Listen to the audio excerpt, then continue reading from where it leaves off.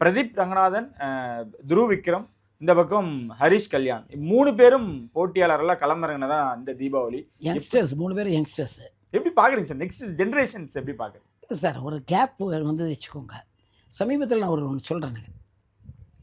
சிம்பு படம் ஒரு ட்ரெய்லர் தான் சார் ஃபோன் பண்ணார். பல சார் அந்த ட்ரெய்லரை போடுங்கன்னாரு. 5 செகண்டு அல்ல சார் 5 நிமிஷம் தான் அந்த ட்ரெய்லரு. ஒரு விளம்பரம் நாங்கள் பண்ணல. ஆன்லைனில் ஓப்பன் பண்ணோம். 990 பேர் ஆடியன்ஸுங்க. 990 பேர் ஆன்லைனில் வாங்கி படம் அந்த 5 நிமிஷம் ட்ரெய்லரை பார்த்து சந்தோஷமாக போகிறாங்க. ஓகே. ஸோ ஒரு கேப் இருக்குது இண்டஸ்ட்ரியில்.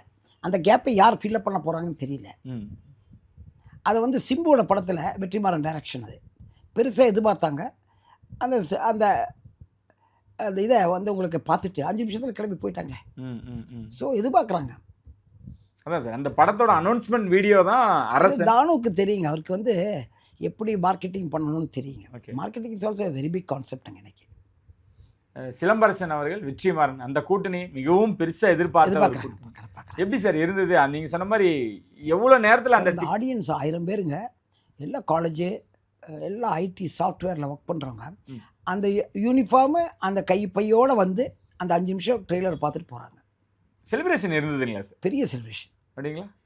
ஒரே சத்தம், ஆர்ப்பாட்டம், ஒன்றுமே கேட்கலாங்க.